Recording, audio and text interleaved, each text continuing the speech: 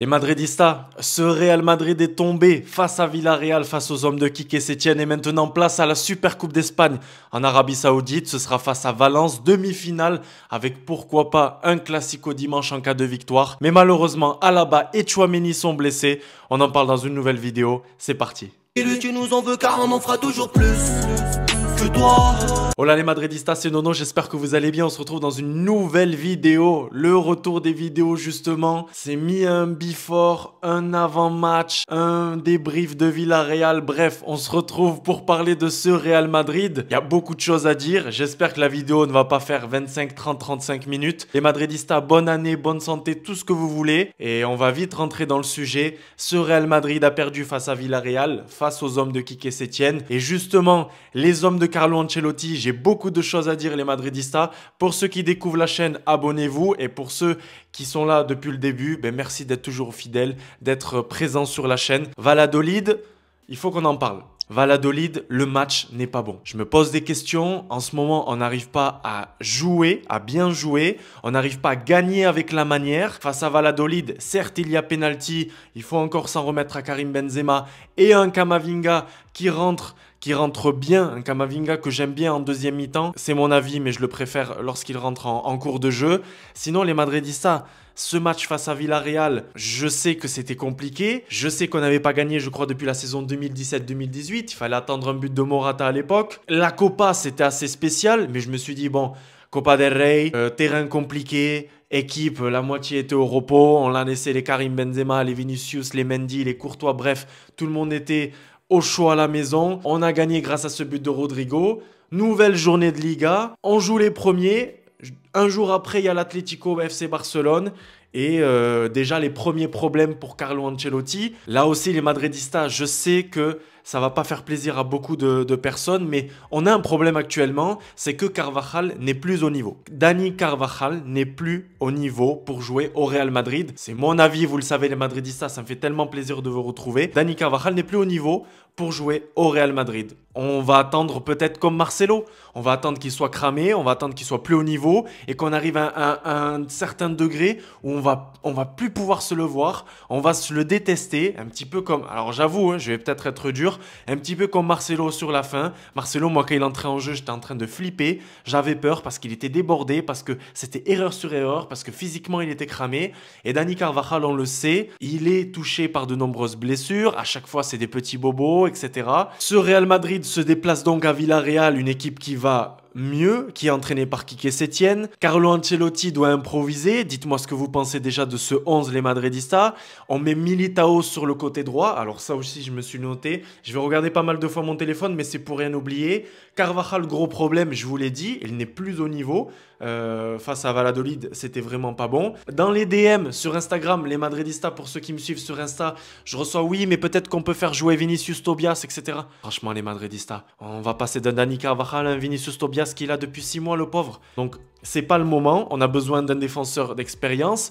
Pourquoi tu tentes pas un Lucas Vazquez qui a tellement joué sous Zinedine Zidane et qui a joué sur Carlo Ancelotti? Carlo Ancelotti qui mise sur Militao, qui n'est pas bon sur ce côté droit à part quelques percées qui ont fait du bien. Ce 11 avec Rudiger qui perd énormément de ballons dès le début de ce match, avec un Tchouaméni qui perd aussi des ballons importants.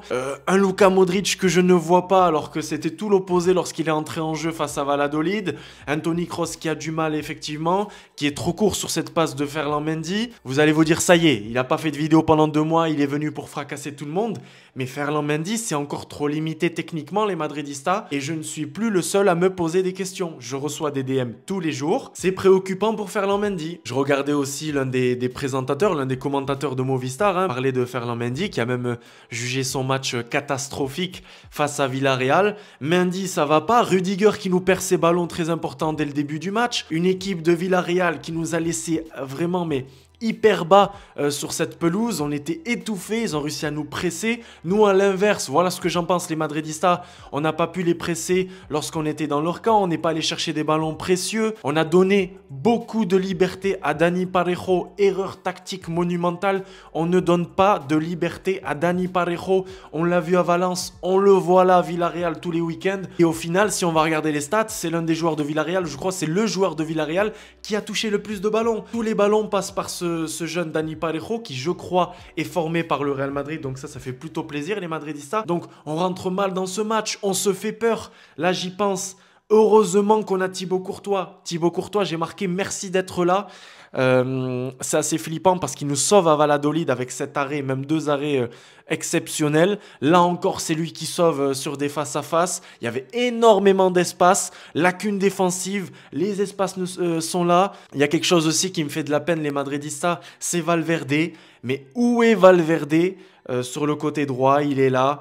Je trouve qu'il n'est pas à sa place. On va voir là du coup avec cette super coupe d'Espagne en Arabie Saoudite. Oui, le concept est fou, mais on va voir si Valverde va pouvoir être repositionné au milieu de terrain parce que c'est ça aussi l'info clé, les Madridistas de la journée. Et c'est une info qui fait pas plaisir. Mala noticia, comme ils disent en Espagne.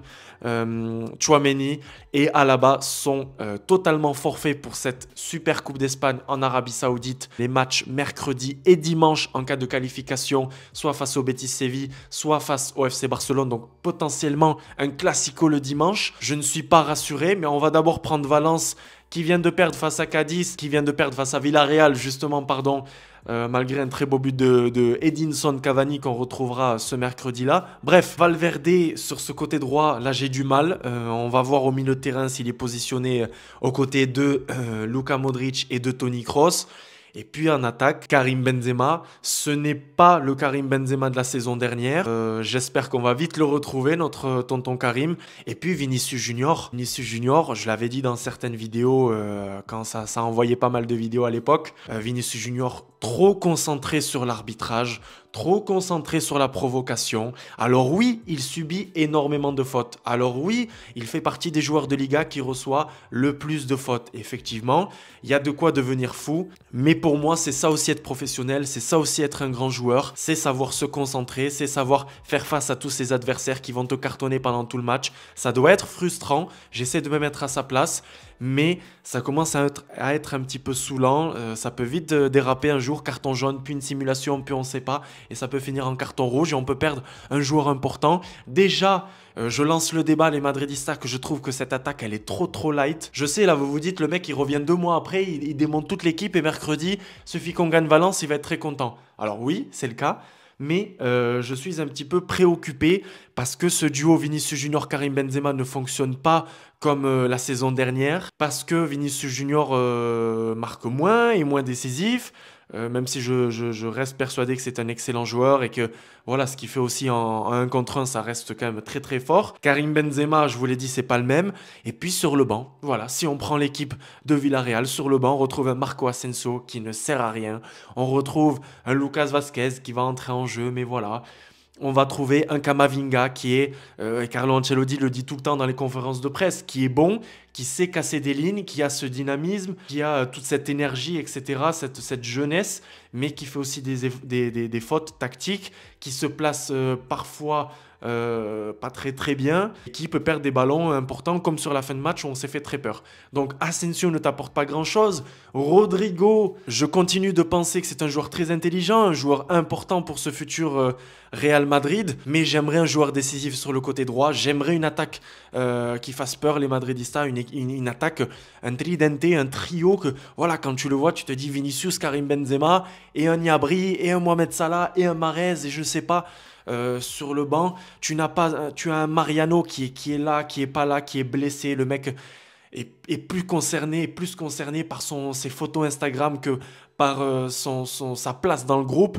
Donc c'est préoccupant. Là, on se déplace en Arabie Saoudite, justement, ça s'est passé ce matin, sans Tchouaméni, sans Alaba. Donc là, ça devient un Militao, Rudiger avec un Dani Carvajal, à voir vu qu'il n'a pas joué s'il peut être aligné directement. Est-ce que ça va être Lucas Vazquez ou pas? Sur le côté gauche, Ferland Mendy, on va faire avec, on va dire ça comme ça. Est-ce que c'est pas le moment de penser à un Fran Garcia plus un Miguel Gutiérrez pour cet été, du côté du Rayo Vallecano et du côté de Girona? En tout cas, voilà les Madridistas. Je sais que je vous pose beaucoup de questions, je sais que je vous laisse plein de doutes, mais je ne suis pas rassuré. J'espère que je n'ai rien oublié et j'espère que la vidéo n'est pas trop longue, mais en tout cas, ça me fait super plaisir de revenir. Ça me fait super plaisir de pouvoir reprendre ces vidéos-là. J'en avais besoin, j'avais aussi besoin d'une petite pause. Là, ça y est, je suis plein, je suis en forme. Villarreal a joué son jeu, bravo à eux, parce que j'en ai vu beaucoup dire Villarreal, le match est truqué, le penalty d'Alaba, etc.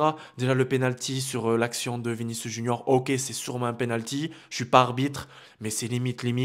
Et le penalty d'Alaba, pour moi, c'est penalty. Bravo à Villarreal. Beaucoup d'occasions créées de la part de Villarreal. La possession, les sorties de balles. J'en reparle encore, mais Dani Parejo, très grand match de sa part. Et voilà quoi, victoire méritée, défaite méritée pour nous. Ce qui se passe 24 heures après, c'est que nos concurrents, c'est-à-dire l'Atlético Madrid et, j'ai envie de dire, encore plus, le FC Barcelone s'affrontent. Victoire du FC Barcelone sur un but d'Ousmane Dembélé avec un très très bon match. J'ai pris du plaisir. Alors c'était pas le plus beau match au niveau du football, mais il y a de l'intensité. Et on sait que quand on se déplace du côté du Wanda Metropolitano, c'est toujours agité, c'est toujours dynamique, c'est toujours sportif. Bravo au FC Barcelone pour cette victoire, sans Lewandowski qui est suspendu. Et au final, le FC Barcelone est bien leader de cette Liga, les Madridistas. Mais c'est comme ça, le Real Madrid est bien deuxième. Alors, c'est pareil, pas de panique, on est à 3 points du FC Barcelone, tout est possible, il reste encore des journées, ils vont avoir leur temps faible, on va avoir nos temps forts, il faut rajuster les choses, mais attention à ce Real Madrid. Attention, ne commencez pas à rêver à la Ligue des Champions, oui l'année dernière c'était exceptionnel, à chaque fois on a renversé les matchs, on a Liverpool, oui Van Dijk est sûrement forfait ou incertain, Liverpool va mal aussi de son côté, mais attention à pas trop s'enflammer les Madridistas, j'espère qu'il va y avoir une prise de conscience, j'espère qu'Ancelotti va parler à ses joueurs, j'espère qu'ils vont bien bosser, qu'ils ont bien bossé cette confrontation future face à Valence lors de cette Super Coupe d'Espagne. Et puis voilà, un nouveau trophée à aller chercher. Quelques jours après, il y aura une Coupe du Monde des clubs au Maroc à aller chercher aussi les Madridistas. Donc c'est la possibilité d'aller chercher 2 titres. Donc maintenant, on se réveille. C'est fini voilà, j'ai oublié d'en parler. J'ai trouvé les mecs mous aussi face à Villarreal. Pas d'intensité, les mecs sont là, ils sont mous. Pas de pressing. Bon, les Madridistas, je vous le dis toujours, il faut toujours retenir le positif. Il y en a très peu dans ce match face à Villarreal, mais on peut faire mieux. Là, on peut que faire mieux. À la Madridina Damas, dites-moi quel est votre 11 pour affronter cette équipe de Valence. Vous essayez d'aller chercher les points clés, vous me parlez du niveau de Carvajal, de l'importance de Carvajal dans cet effectif maintenant, de Valverde, de Fede Valverde sur ce côté droit. Rodrigo doit-il jouer sur le côté droit ou plutôt Marco Asensio? Vinicius, Benzema, qu'est-ce que vous en pensez les Madridistas? Sur le côté droit, qu'est-ce qu'on fait? Et puis merci Thibaut Courtois, voilà, peut-être le positif en ce moment c'est Thibaut Courtois qui nous sauve, mais voilà, c'est pas foufou. En tout cas, à la Madridina Damas, ça vous le savez, on n'oublie pas, à la Madridina Damas, on se retrouvera nous les Madridistas dès mercredi pour ce Real Madrid-Valence en Super Coupe d'Espagne. J'ai hâte et j'espère qu'on ne va pas être déçus. J'espère que les joueurs vont se rattraper. À la Madridina Damas, abonne-toi, like la vidéo, donne-moi ton avis dans les commentaires. Tu peux ne pas être d'accord, mais donne-moi tout simplement ton avis et on en discutera. Allez, ciao ciao les Madridistas et à la Madridina Damas. Vamos.